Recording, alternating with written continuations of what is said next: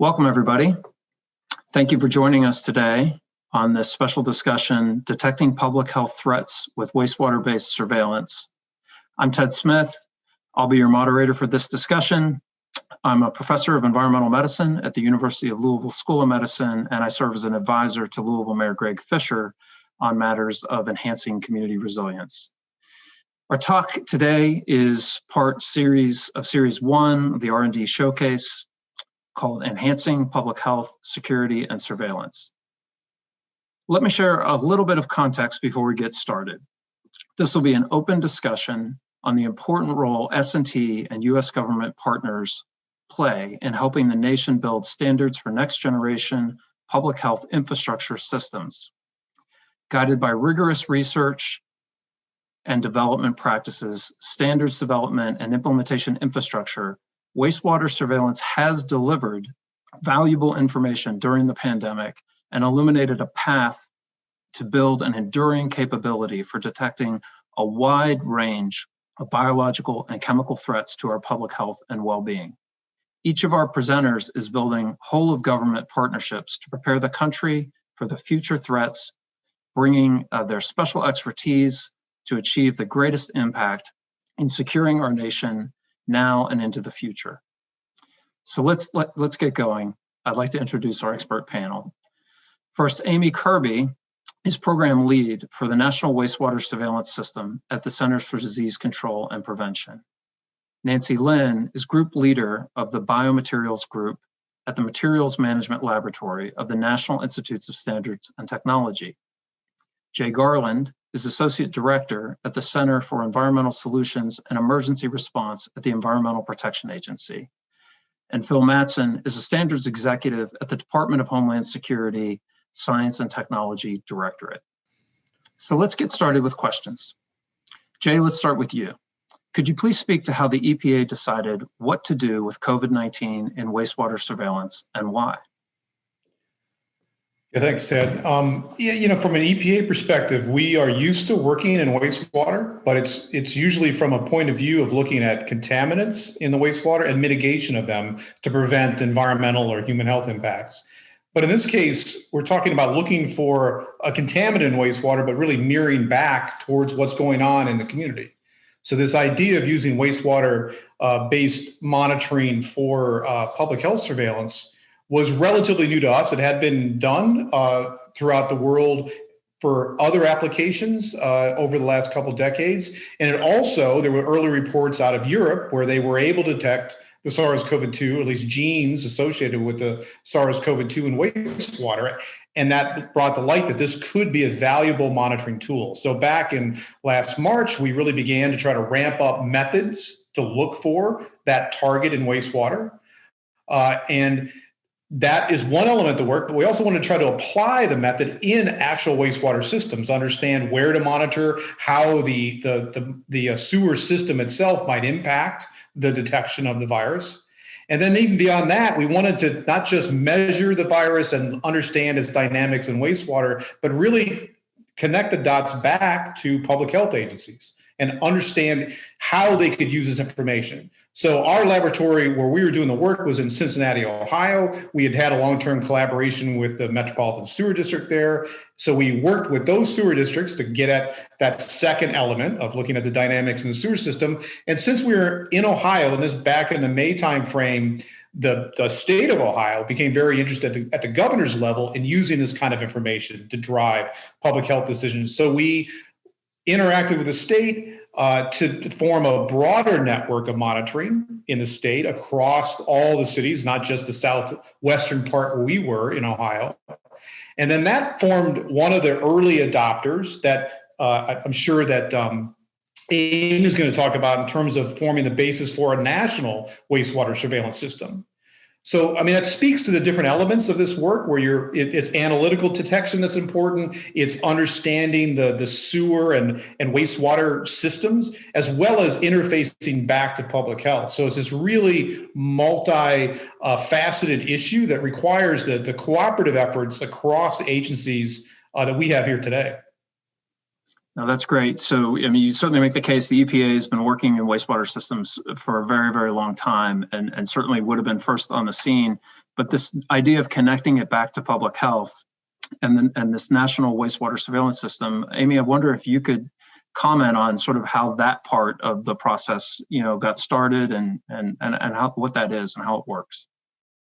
Sure. So CDC's primary goal has really been supporting our public health agencies in implementing wastewater surveillance and using the data that comes from it to inform their response decisions. I think one of the things that is easy to forget in all of this is that this is a new type of surveillance data for our public health partners. What they are used to seeing is data that is connected to a case, right? Hospitalization data, positive tests, ICU utilization, things like that. All of those are connected to clinical care and ultimately could be linked to a case. Wastewater data is inherently different. We're looking at the community overall. We're not identifying individual cases. We're trying to get data on what's going on in the full community to understand really that, public health burden. And this is new for our public health agencies. And so really we have been focused on supporting those agencies to understand what this data means, which links back to what Jay was saying about understanding how wastewater systems work. That's not something that our public health agencies are used to thinking about. So we've had to have some crash courses in how wastewater systems work. Also understanding how this type of testing works. And a lot of our focus has been on providing data to them in a standardized way and a standardized visualization format so that they can look at it and quickly understand what's going on and make decisions about what to do for their communities with respect to the other, clinical surveillance indicators that are coming in. And a big part of that has really been around data comparability. Because we have so many different types of wastewater systems, types of lab methods being used, one of the issues that we have really focused on with news is addressing that data comparability head on. And the way we've been doing it is with data analysis. So we can provide analysis through our data portal so that our health departments are getting data that is the most comparable that it can be, both over time in a single sewer shed and between sewer sheds and between states as they start looking at those kinds of comparisons. That's really great. And a theme here is this whole of government approach to solving tough challenges. And so as you look forward for the National Wastewater Surveillance System, how do you see this evolving in a sort of a best case scenario for the country? Yeah, so we are already at a place where we are evolving news to the next step.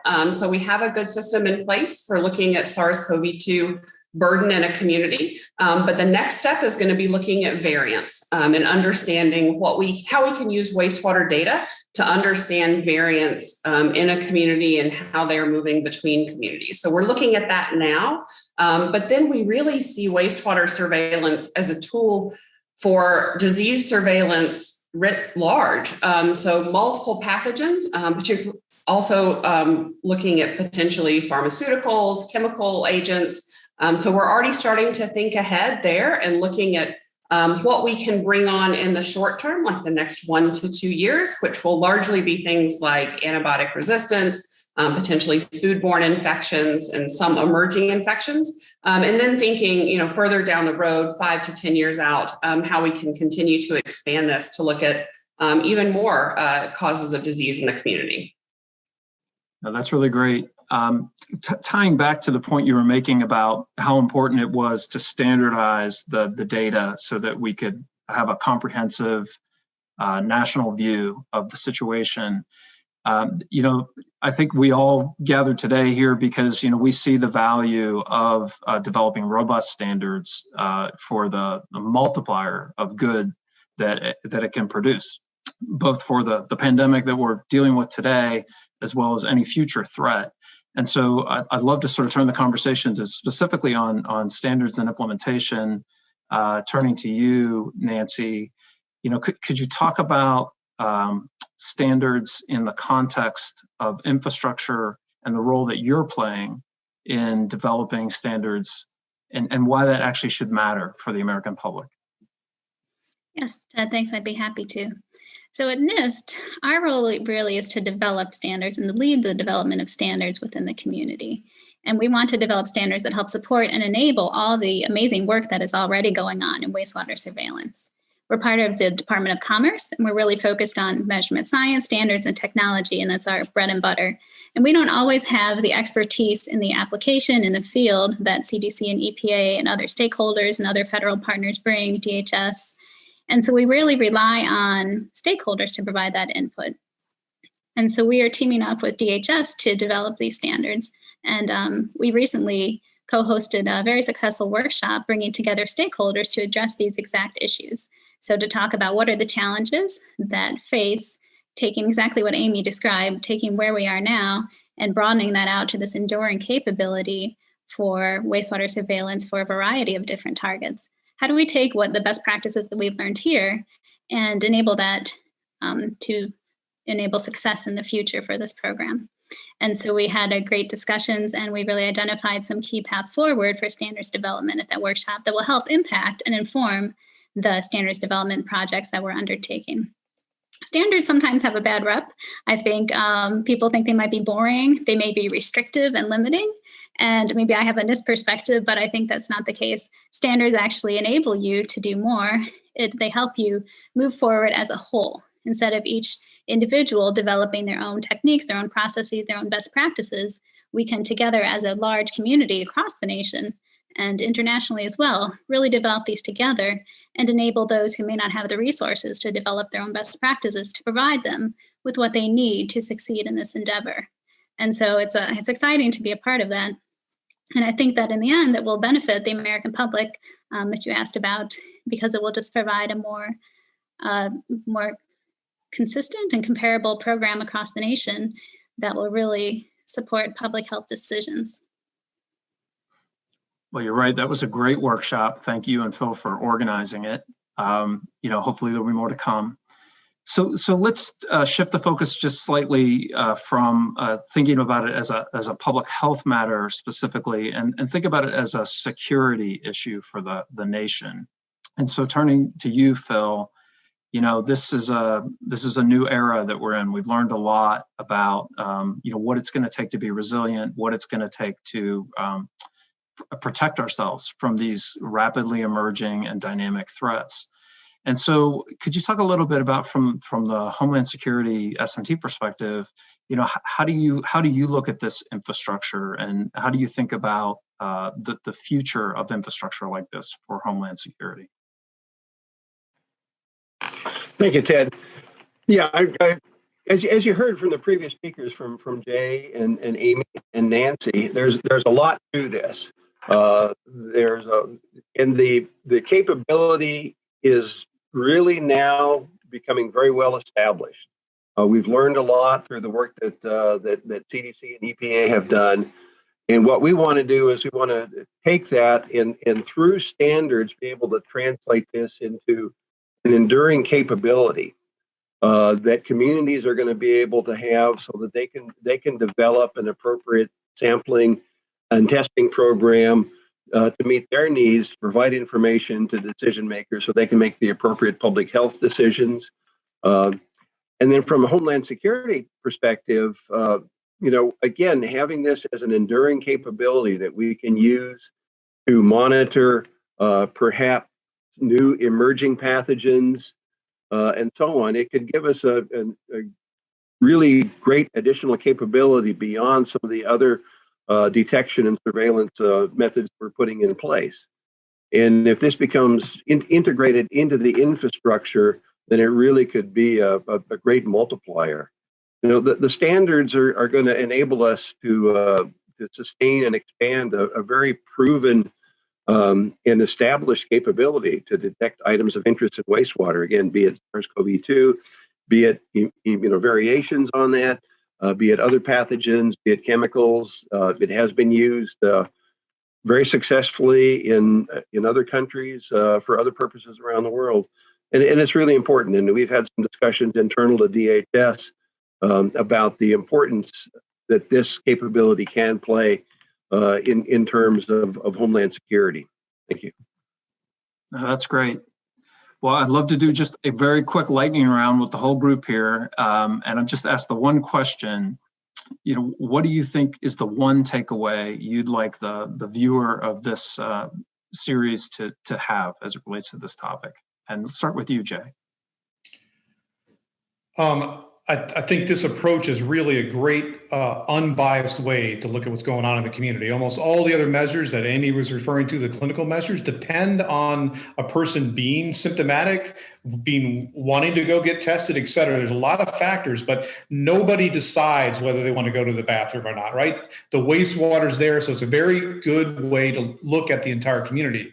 And looking back at the past year, the one thing that I wish we could have done was rolled out what we're doing now much more rapidly. So, and because I think if we think back at the May, June timeframe when limited testing was available, we really had long lines and long wait times, before you get your test results back. This kind of broad scale community surveillance would have been very valuable early on in this kind of event.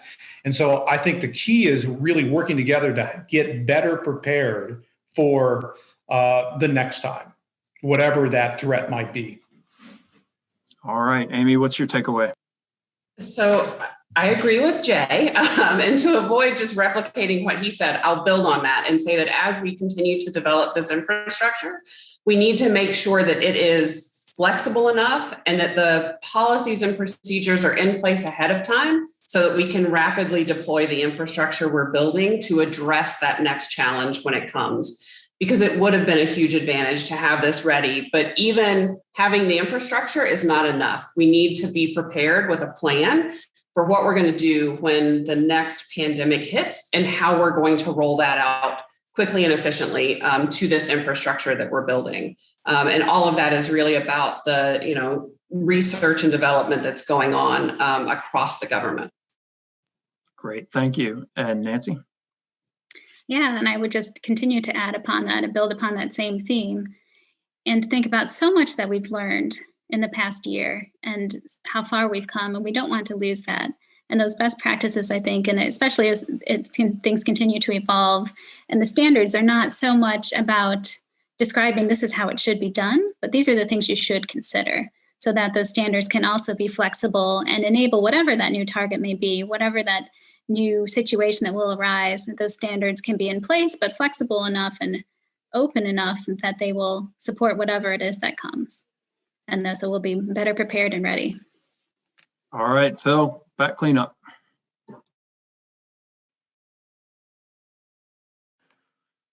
So this is Phil. So just the last point on that, again, we want to be able to build on and sustain the capability that we have and not lose this. As we have, so many times we've gone through, various national crises and so on, and we've invested a lot into it. And then the problem is solved, and then we move on to the next one, and we lose a lot of that.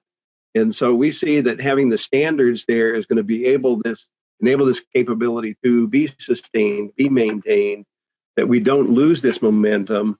And that, as Nancy pointed out, that we're not saying what to do, but these are the things that you need to consider as you're looking at developing your plans and your own capability for your community, because they're all different. And so, what are the stakeholders? Who are the stakeholders you need to get together? What are the decisions you need to make? What are the things you need to do? And what are the things that you need to consider in order to sustain that capability in the community? It's not going to happen all by itself. There are going to be work required and resources required, but this is a very valuable capability. Thank you. Well, thank you. And thank you, everybody. This was a great conversation. I hope you found this brief talk helpful. I know I learned a lot. I want to let the viewers know that we have a follow-up slide where you can learn more about this topic, our whole of government R&D showcase program, and how you can contact our media press team. On behalf of Amy Kirby at the CDC, Nancy Lynn at NIST, Jay Garland at EPA, Phil Mattson at DHS, I'm Ted Smith. Thank you again for joining us today. Enjoy the rest of the showcase.